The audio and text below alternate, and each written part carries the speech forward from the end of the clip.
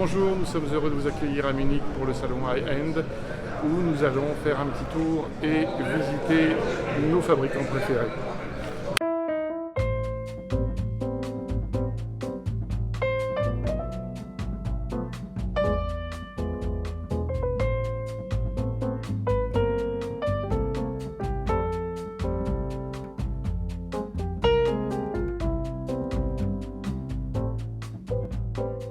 Nous allons maintenant rencontrer Stéphane Dubreuil qui est à la direction d'Atoll Électronique depuis sa création bien sûr. Je vous rappelle que Atoll Électronique est un fabricant de lecteurs CD, de streamers, convertisseurs, réamplificateurs phono, préamplificateurs, blocs de puissance et amplificateurs intégrés.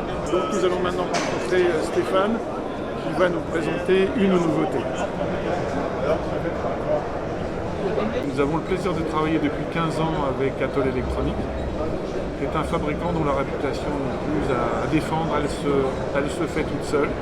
Et nous avons le plaisir d'être ici à Munich pour recueillir des informations sur les nouveautés qui sont bientôt disponibles ou à venir. On revient sur le salon à Munich qui s'appelle le SDA 300 signature. C'est un lecteur réseau amplificateur intégré. C'est un produit tout en un en fait. Si j'ai bien compris le concept, vous avez intégré un ST300 signature dans un coffrage DN300.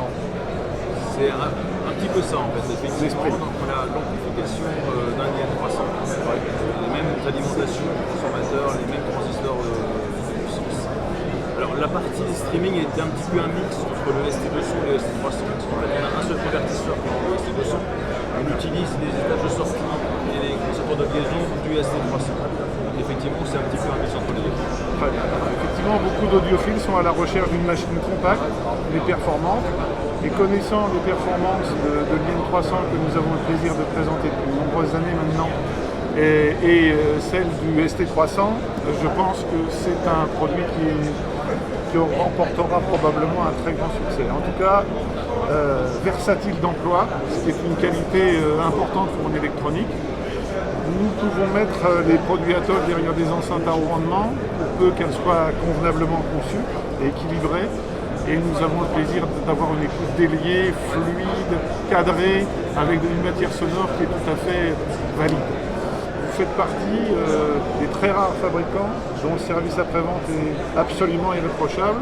Et en 15 années, nous avons eu l'occasion de constater que même quand nos chers clients font quelques bêtises, les gens de chez Atoll sont toujours présents pour arrondir les angles. Et ça, au nom de notre équipe, je tenais à remercier les gens d'Atoll Électronique parce que j'en parle d'expérience, c'est une qualité rare.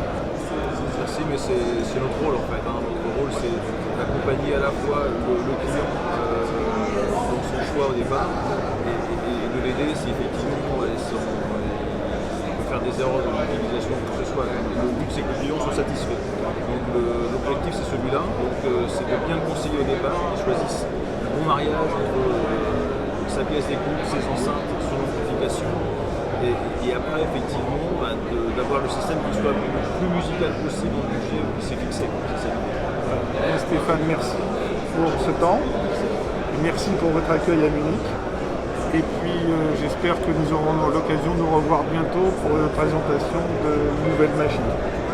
Avec plaisir. Bonne journée. Merci.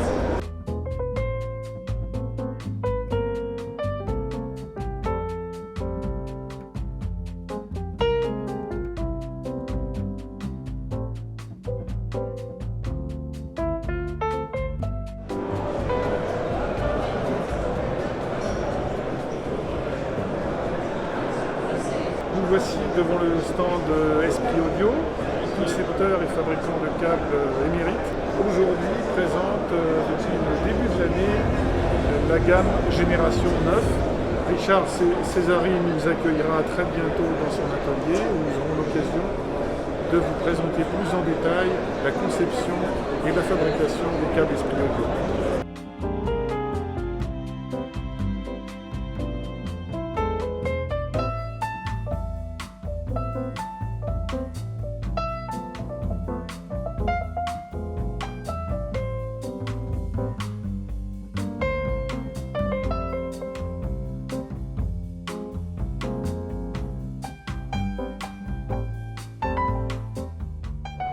Nous allons rencontrer Armando Fontana, importateur d'Aolia Flight et des électroniques EAM. Let's go!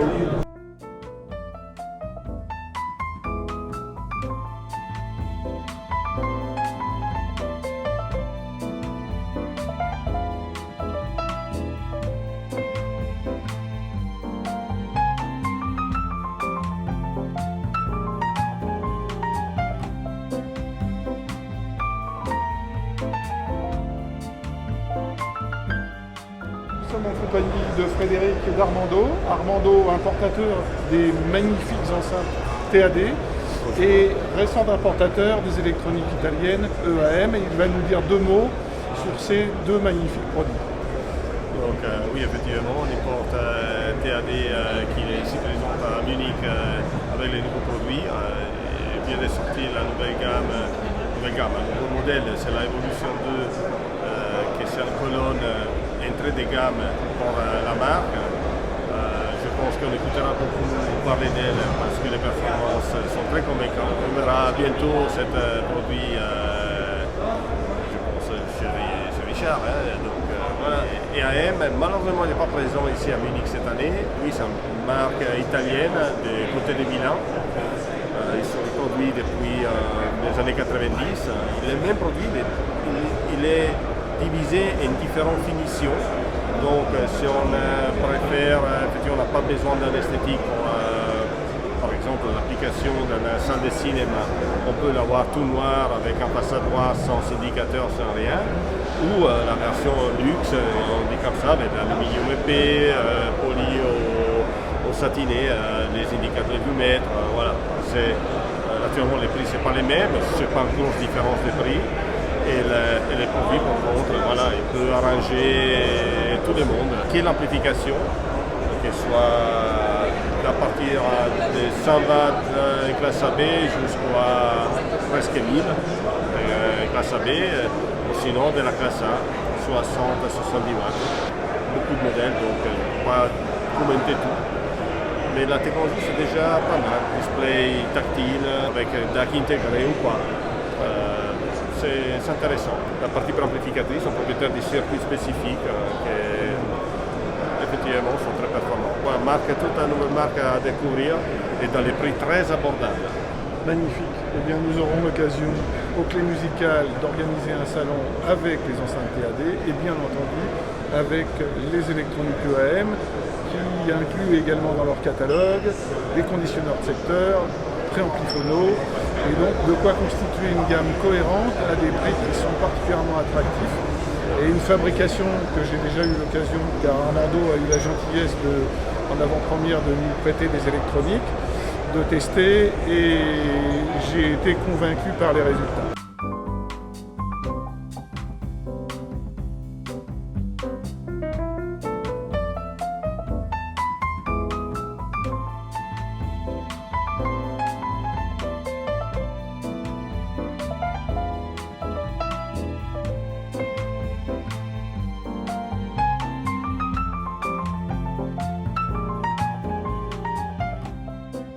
Nous sommes dans l'auditorium Atome.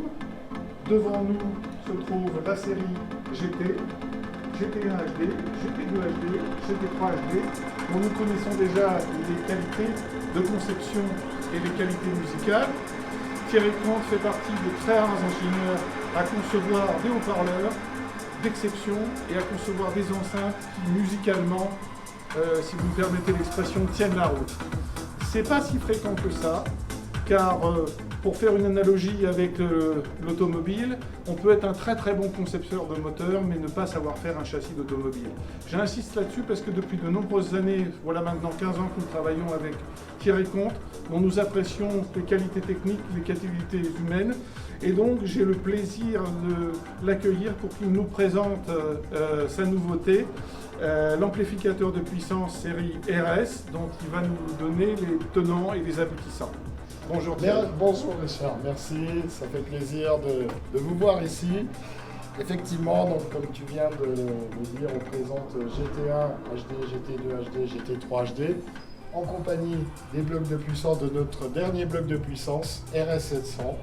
Donc là, il y a un amplificateur pour chaque système puisqu'effectivement, cet amplificateur, on va voir un petit peu plus en détail, mais est pourvu de processing un petit peu particulier dédié aux enceintes.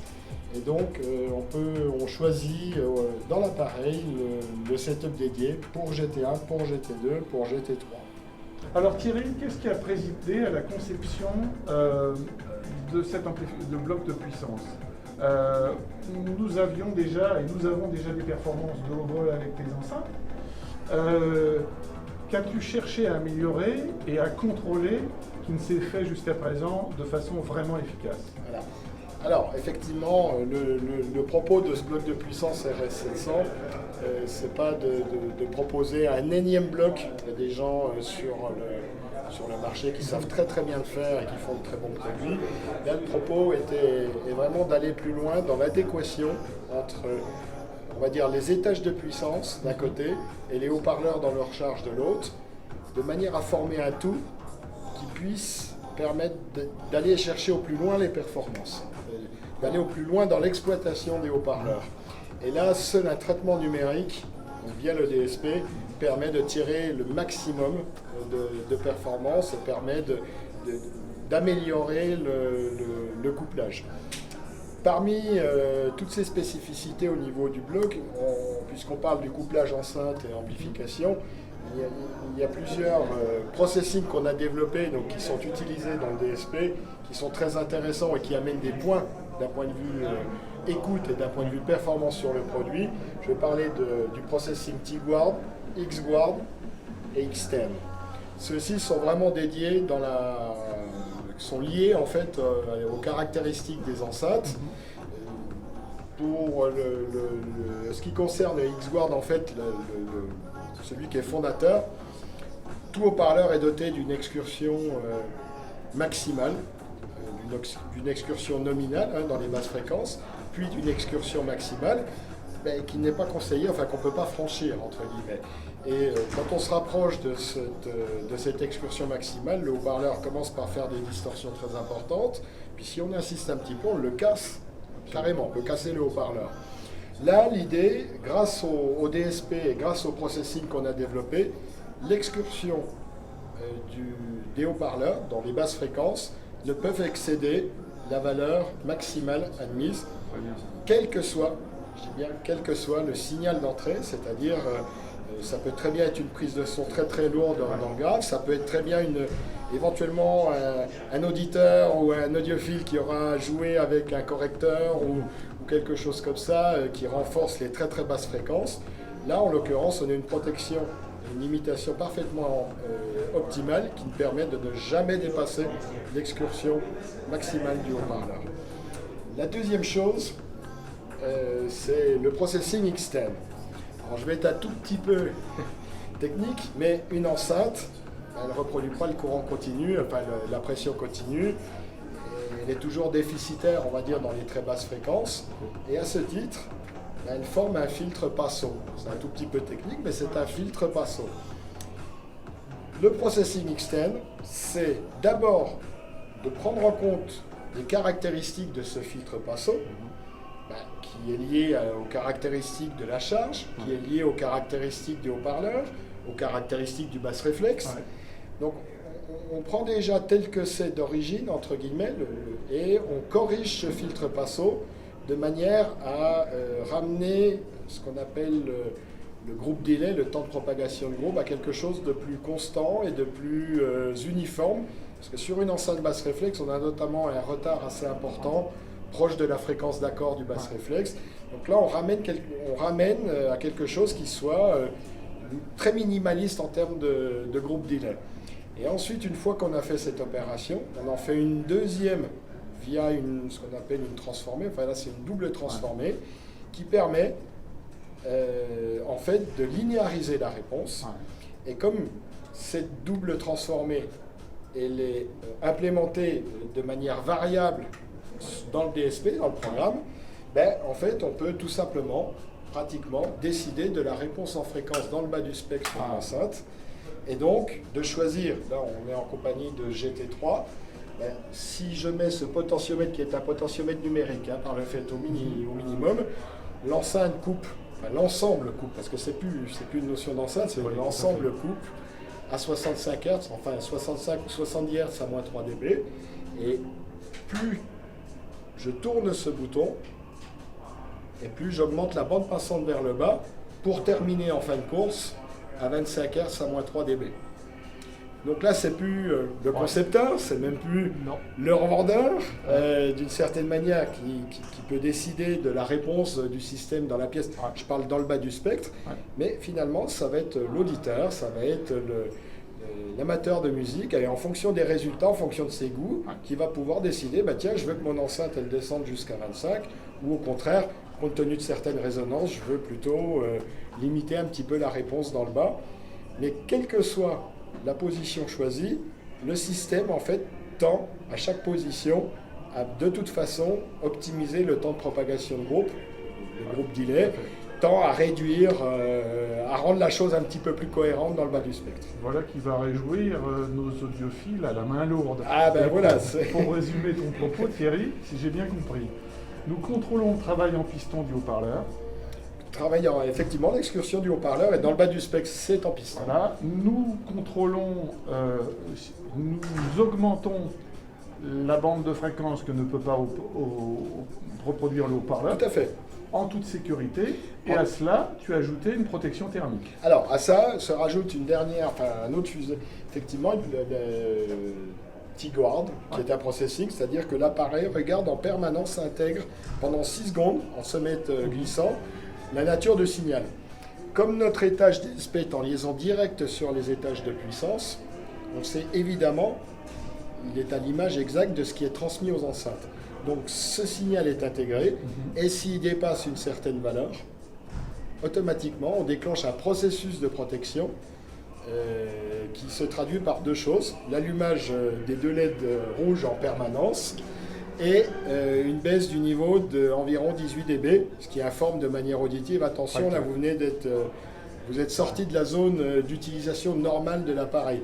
Alors je tiens à préciser que les zones de déclenchement, les niveaux de déclenchement, ont été prévus pour, notamment quand on peut avoir une utilisation un petit peu sur des prises de son qui sont ultra compressées, et le côté un petit peu fait entre amis. Ouais, tout à fait, ouais. Ça a été prévu pour protéger l'enceinte dans une écoute, on va dire, véritablement audiophile, avec même sur un niveau poussé, on ne déclenche jamais cette protection thermique. Là, c'est vraiment sur les cas très extrêmes où la musique, où on est sur 3 à 6 dB de gamme de dynamique, et où le taux de compression est énorme, et là où les risques sont élevés pour les haut-parleurs.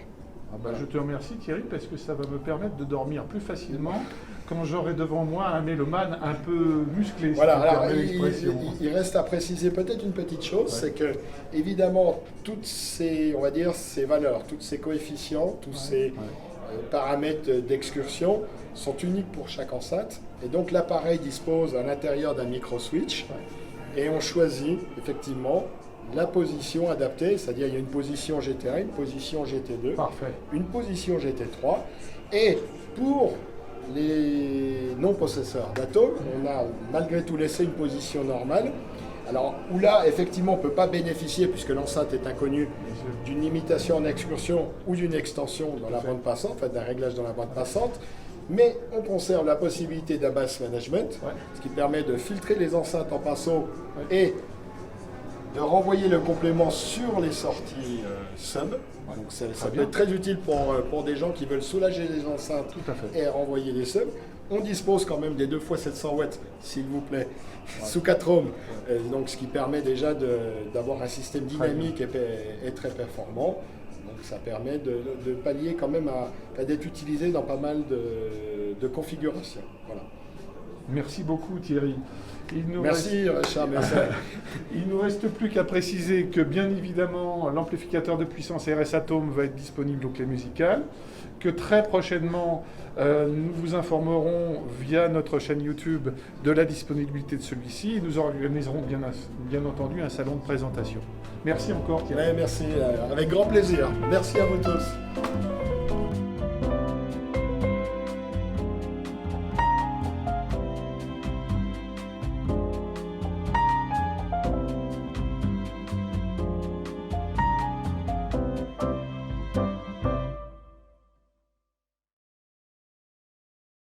Bonjour, de retour à Bordeaux, les Clés Musicales vous proposent de venir écouter le SDA 300 Atoll lors de nos journées 14 et 15 octobre de 10h à 19h. À bientôt, musicalement vôtre.